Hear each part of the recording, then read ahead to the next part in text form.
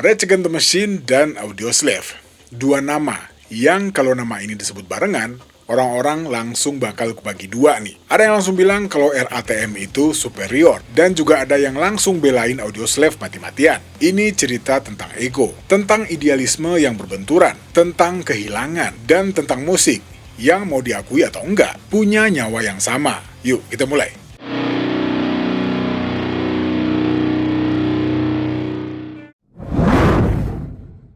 Los Angeles tahun 1991, kota yang lagi panas. Bukan cuma soal cuaca, tapi soal ketegangan sosial yang udah lama mendidih di bawah permukaan. Kerusuhan Rodney King belum terjadi, tapi apinya udah ada. Rasisme sistematik bukan isu baru, tapi belum banyak yang berani buat ngangkat ke panggung secara langsung, tanpa basa-basi. Oke, jadi buat yang belum paham siapa Rodney King ini, Rodney King adalah seorang pria kulit hitam yang dipukul habis-habisan sama 4 anggota LAPD pada bulan Maret tahun 91. Dan pemukulan brutal ini kebetulan terekam nih. Kebetulan kerekam sama video amatir. Dan tiba-tiba video ini nyebar luas dan bikin orang-orang mulai geram. Singkatnya, di situasi yang cukup panas ini bertemulah 4 orang. 4 orang dengan latar belakang yang berbeda dan punya visi yang sama. Zack de la Rocha, Tom Morello, Tim Comerford, dan Brad Wilk.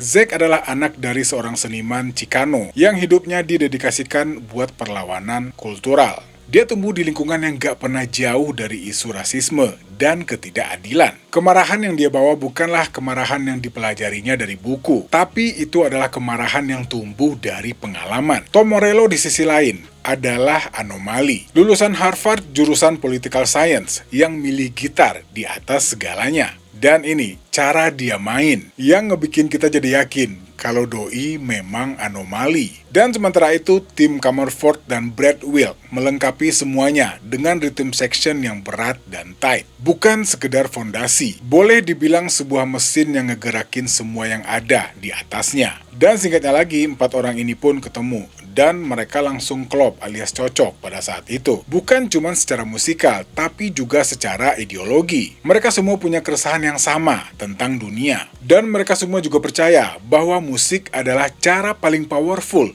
buat mengekspresikan keresahan tersebut. Dan satu lagi nih, yang bikin mereka beda dan unik. Di era dimana band-band lain sibuk nyari sound yang laku, RATM justru nggak mau dibatasin sama satu genre. Mereka dengerin hip-hop, mereka dengerin metal, dan mereka juga ngedengerin funk. Hasilnya adalah sesuatu yang susah dikategoriin. Bukan grunge, walaupun mereka sezaman dengan jenis musik ini. Bukan metal, walaupun gitarnya boleh dibilang lumayan berat. Terus bukan hip-hop juga, walaupun cara Zack ngedelivery liriknya lebih dekat ke rap daripada ke nyanyi konvensional. Boleh dibilang, mereka adalah semua itu. Dan justru karena itu, mereka nggak punya saingan secara langsung. Mereka berdiri di kategori mereka sendiri. Terus nama band mereka pun bukan cuman kebetulan, Rage Against the Machine. Amarah yang melawan mesin. Tapi mesin di sini bukan mesin dalam artian literal ya, tapi sistem, institusi, struktur kekuasaan yang menurut mereka udah lama menindas orang-orang yang gak punya suara. Dan nama itu bukan sekedar branding, itu adalah manifestasi. Itu adalah pernyataan tentang siapa mereka dan apa yang mereka lawan.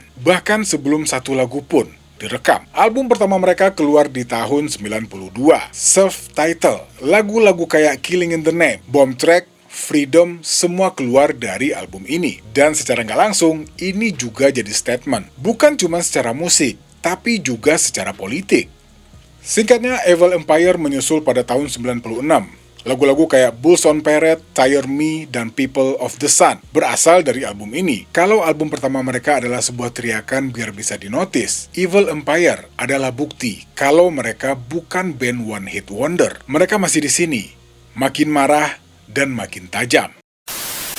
3 tahun kemudian, pada tahun 1999, The Battle of Los Angeles menghasilkan lagu-lagu guerrilla radio, Calm Like a Bomb, dan Sleep Now in the Fire. Dan banyak yang bilang kalau ini adalah puncak dari Rage Against the Machine. Album ini debut di nomor 1 Billboard 200. Bukan karena mereka kompromi, dan bukan juga karena mereka bikin musik yang lebih ramah radio, tapi karena dunia udah siap buat nerima apa yang udah mereka teriakin dari awal. Di titik ini, RATM adalah salah satu band terbesar di dunia. Dan dari luar, semuanya mungkin terlihat sempurna. Tapi di dalam, ada sesuatu yang udah lama retak. Oke, kalau ada yang mikir band sebesar RATM bubar karena satu momen dramatis, satu pertengkaran besar, atau satu titik yang bisa kita tunjuk, itu salah besar. Ya, sebenarnya nggak salah juga sih. Tapi, kenyataannya lebih membosankan daripada itu. Dan justru karena itu, hal ini lebih menyakitkan. Sebenarnya, retakannya udah jauh sebelum siapapun mau ngakuin ini. Bahkan sebelum Evil Empire selesai direkam. Zack de la Rocha adalah otak di balik hampir semua lirik RATM. Setiap kata yang keluar dari mulutnya, di atas panggung, dia yang nulis, dia yang mikirin, dan dia juga yang mempertanggungjawabkan. Dan bagi Zack, itu bukan sebuah pekerjaan, itu adalah sebuah misi. Zack tumbuh dengan latar belakang aktivisme yang bukan main-main. Ayahnya, Beto de la Rocha, adalah seniman Chicano yang hidupnya didedikasikan untuk perlawanan kultural, dan Zack mewarisi itu. Dan waktu dia masuk RATM, dia ngebawa semua keyakinan itu ke dalam musik. Dan masalahnya mulai muncul saat visi Zack soal band ini mulai berbeda dengan visi yang lain. Bagi Zack, ini adalah sebuah platform politik. Setiap keputusan harus konsisten dengan nilai-nilai yang udah mereka perjuangin. Nggak ada kompromi dan nggak ada setengah-setengah. Sementara itu, Tom Morello, Tim Comerford, dan Brad Will, mereka sebenarnya juga percaya sama nilai-nilai ini. Tapi, mereka juga musisi yang pengen bandnya berkembang, yang ingin musik mereka lebih didengar oleh banyak orang, yang kadang ngeliat peluang yang Zack anggap sebagai kompromi. Dan disitulah gesekannya mulai terjadi. Proses rekaman The Battle of Los Angeles adalah yang paling berat. Bukan karena musiknya susah, tapi karena dinamika di dalam band udah mulai berubah. Zack makin menarik diri, makin susah buat dihubungin, dan makin lama di antara sesi-sesi rekaman mereka. Pelan-pelan, orang-orang di sekitar band mulai ngeliat pola yang sama nih. Zack datang dengan intensitas penuh, terus ngilang. Datang lagi, terus ngilang lagi. Dan setiap kali dia balik, ketegangan di studio semakin parah. Proses rekaman album ini jadi lebih lama dari yang seharusnya. Bukan karena mereka perfeksionis soal musik, tapi karena Zack sering nggak muncul. Nggak ada penjelasan, nggak ada kabar. Ya, tiba-tiba aja nggak ada gitu. Dan sisa personil yang lain cuma bisa duduk nunggu di studio sambil nunggu konfirmasi dari sang frontman. Bisa kebayang ya gimana frustasinya. Yang lain udah siap, musiknya udah beres, tapi justru orang yang paling kita butuhin gak ada di sana.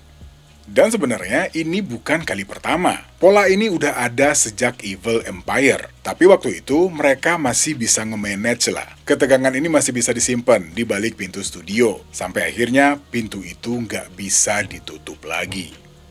Tour The Battle of Los Angeles adalah salah satu tour terbesar yang pernah mereka lakuin. Dari luar, RATM kelihatan lebih besar dari sebelumnya. Tapi di balik panggung, hubungan antara Zack dengan 3 orang lainnya udah hampir nggak ada. Mereka cuma ngobrol pada saat mereka mau naik panggung. Ya entah koordinasi, entah hal-hal teknis yang lain. Tapi di luar itu, jarak mereka semakin renggang. Dan di balik semua ini, Zack pelan-pelan mulai narik diri dari rencana-rencana mereka ke depan. Dia mulai males nih buat komit ke hal-hal yang baru. Ada sinyal kalau dia kayaknya lebih fokus sama proyek solonya daripada ke Rage Against the Machine. Singkatnya, tour pun selesai.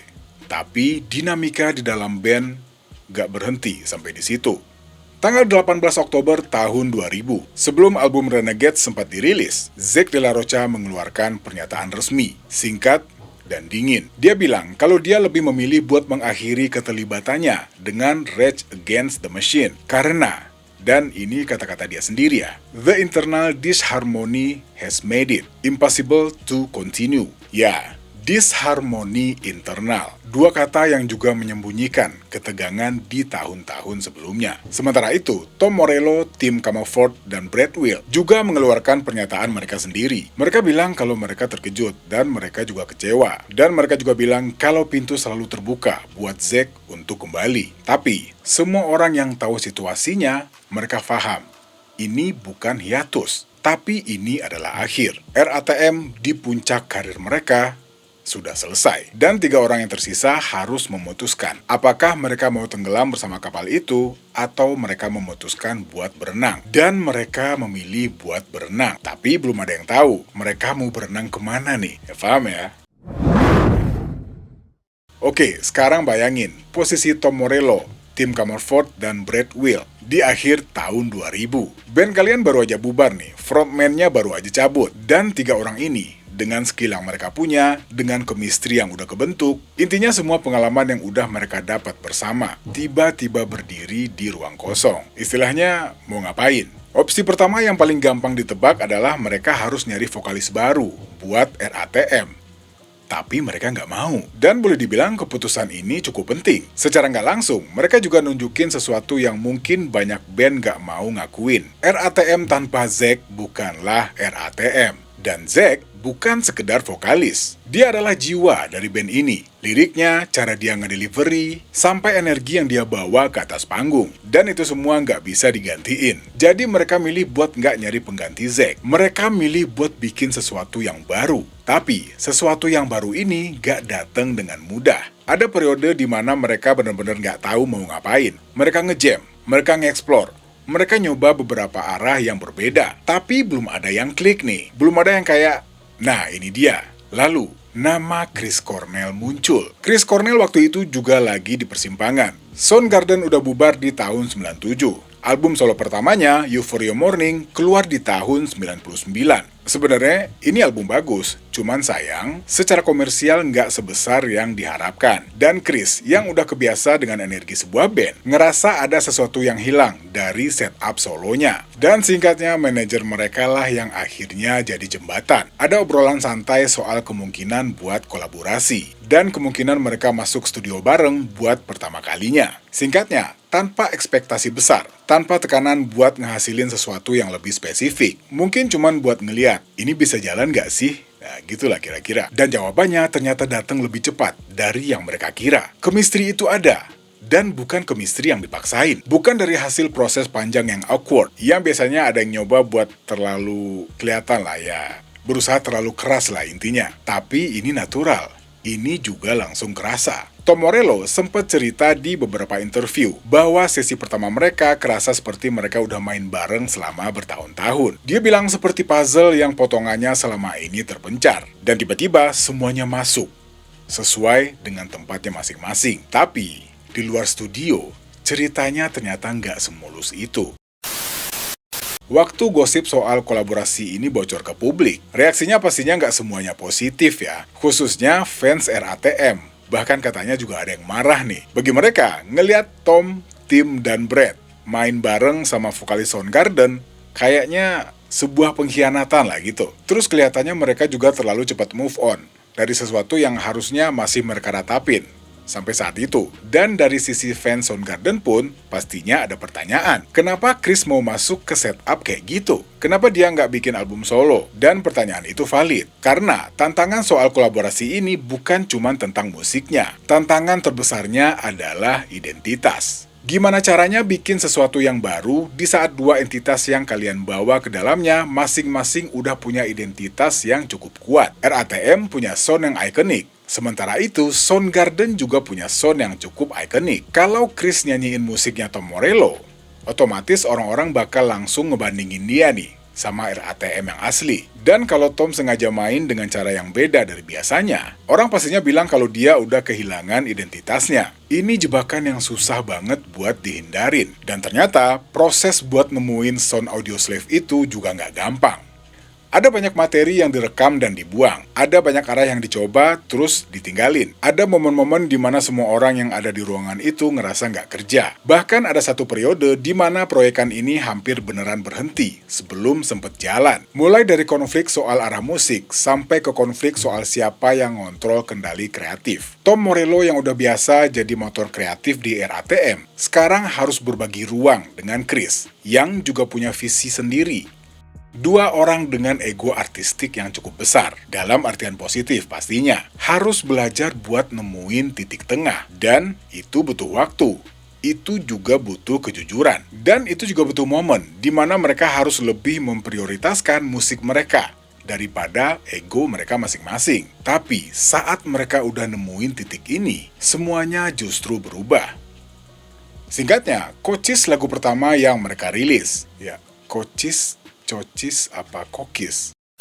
Dan reaksinya langsung kerasa. Ini bukan RATM, ini juga bukan Soundgarden. Ini adalah sesuatu yang baru, sesuatu yang juga punya kaki sendiri. Album debut Audioslave keluar pada tahun 2002. Self-title, lagu-lagu kayak Coaches, Like a Stone, Show Me How to Live, semua keluar dari album itu. Dan ini juga membuktikan satu hal, Audioslave bukan eksperimen yang gagal. Audioslave adalah band beneran. Di satu sisi, Audioslave di atas kertas layaknya band yang sukses besar, band baru. Album debut mereka juga laris. Mereka juga ngelakuin tur-tur besar. Dan fanbase mereka tumbuhnya cepet banget. Tapi, di balik semua itu, dinamika internal mereka dari awal udah kompleks. Dan kerumitan ini gak bener-bener hilang. Cuman ketutup oleh kesuksesan mereka. Masalah utama yang sering muncul adalah soal kontrol kreatif. Dua visi dalam satu ruangan. Walaupun mereka saling hormat, ini tetap bisa jadi sumber gesekan. Boleh dibilang album pertama masih fase honeymoon nih. Ketegangan masih bisa dikelola. Tapi seiring waktu, pola-pola yang gak nyaman mulai kebentuk. Album Revolutions yang keluar di tahun 2006 punya proses rekaman yang jauh lebih berat dari album sebelumnya. Chris ingin Audioslave bergerak ke arah yang lebih melodis dan lebih nuance lah gitu. Sementara itu, Tom, Tim, dan Brad ingin mempertahankan energi dan edge yang lebih agresif. Dan di titik ini, perbedaan visi mulai kelihatan cukup jelas.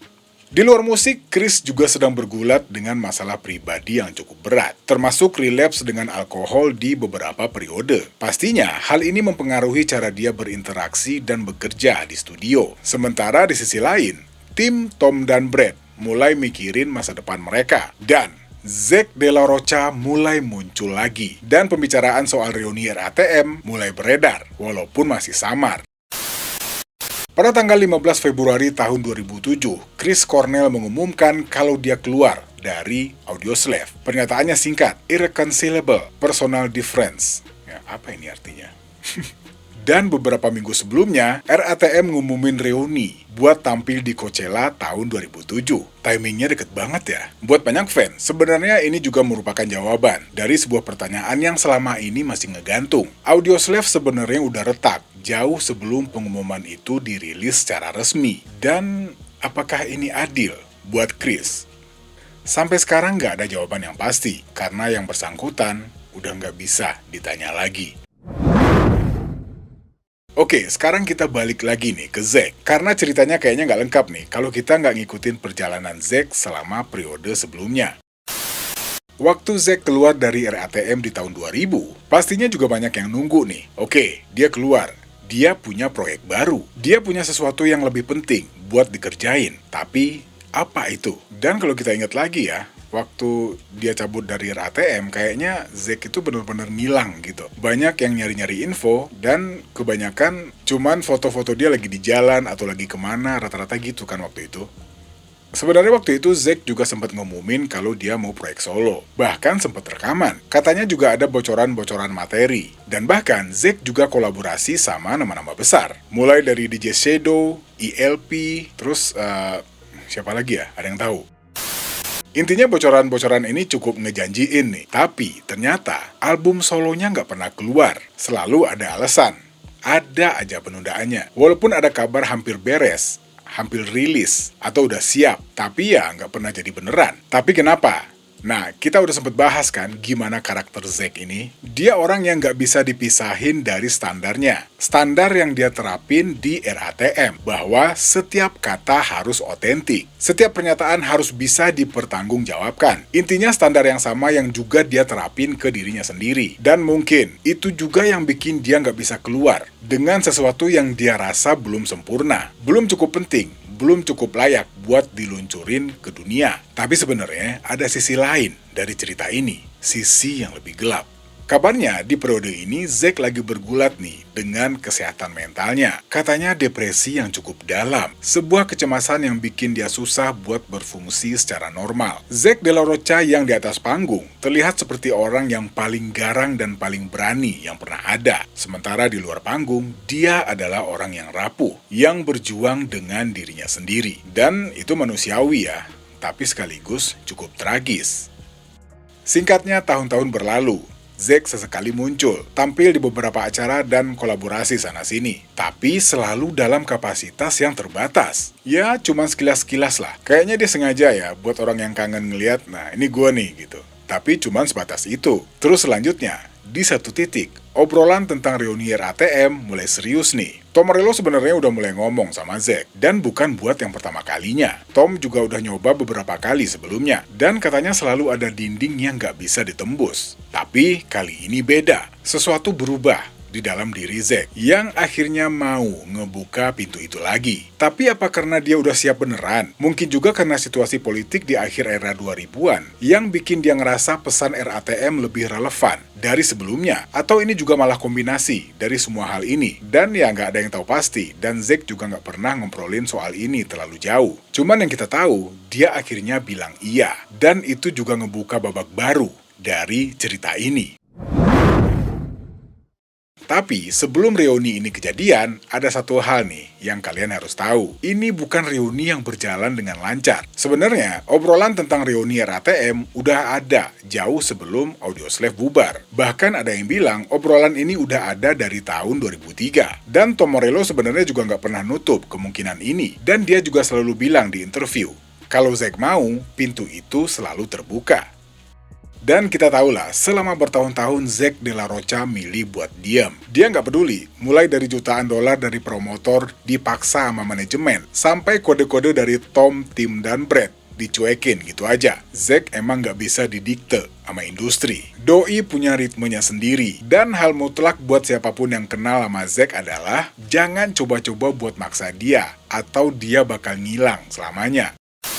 Makanya, waktu itu, sisa personil Rage Against the Machine milih buat terus sama Audioslave. Boleh dibilang mereka pura-pura lupa lah soal reuni ini. Sampai akhirnya masuk ke pertengahan 2000. Amerika blunder lewat perang Irak yang gak beres-beres di era George W. Bush. Situasi politik memanas. Publik mulai muak, dan momen itu justru jadi tanah subur buat narasi-narasi radikalnya RATM. Dan di situ Zack ngerasa terpanggil lagi. Dia tahu nih, ada amarah-amarah yang kudu diledakin. Dan senjata paling ampuhnya, ya RATM. Dan mulai dari sana, telepon mulai diangkat. Obrolan pun mulai serius. Tapi waktu itu, ada masalah besar yang harus diberesin dulu sebelum semua kejadian. Audioslave, Chris Cornell, Tom, Tim, dan Brad. Kayaknya nggak enak banget ya, Tom, Brad, dan Tim masih terikat sama Audioslave secara moral. Pastinya mereka nggak bisa gitu aja bilang ke Chris, oke, kita mau reunian nih sama RATM. Makasih ya, dadah. Ya nggak bisa dong. Dan yang terjadi berikutnya adalah percakapan-percakapan yang ya kita tahulah ending-endingnya nggak bagus. Dan Chris Cornell tahu banget ini arahnya kemana. Dia bisa baca situasinya. Dan mungkin hal ini juga yang bikin Chris Cornell duluan buat ngumumin kalau dia cabut dari Audioslave. Daripada ditinggal, ya mending gue cabut duluan. Gitulah kira-kira. Coachella 2007 jadi panggung pertama mereka setelah 7 tahun mati suri. Dan reaksinya, gila. Ini bukan konser nostalgia dari band tua yang nyoba relevan lagi buat duit pensiunan. Energi mereka tetap bising, intim, dan berbahaya. Seolah-olah Rage Against the Machine gak pernah pergi. Dan tur reuni mereka ini jadi salah satu yang paling laris tahun itu. Mulai dari tiket yang ludes dalam hitungan menit, dan Zack di atas panggung balik jadi monster yang kelaparan. Tapi pola lama RATM keulang lagi nih. Begitu tur beres, dan sisa personil mulai bahas album baru, Zack mulai narik diri lagi. Proses yang alot, tensi yang lumayan tinggi, dan pelan-pelan Zack mulai ngilang. Otomatis album baru nggak pernah terwujud, dan RATM balik, masuk mode hibernasi. Emang sih mereka sempat muncul sesekali di 1 atau 2 panggung, tapi habis itu hilang lagi. Dan di saat RATM sedang vakum panjang dan masa depan mereka belum jelas, tiba-tiba takdir memukul mereka semua. Ya sebenarnya bukan mereka doang sih. Pada bulan Mei tahun 2017, dunia kehilangan Chris Cornell. Seketika, semua pertanyaan soal RATM dan Audioslave, atau siapa yang lebih hebat di antara mereka, udah nggak penting lagi. Tapi yang jelas, warisan karya mereka tetap ada. Oke, kayaknya sekian dulu nih video kali ini. Dan kalau misalnya ada informasi yang salah, atau mungkin ada informasi yang terbaru dari mereka yang lupa dimasukin ke video ini, silahkan tambahin di kolom komentar. Dan saya Al pamit, terima kasih buat yang udah nonton video ini. Dan insya Allah kita ketemu lagi di video selanjutnya. Assalamualaikum warahmatullahi wabarakatuh.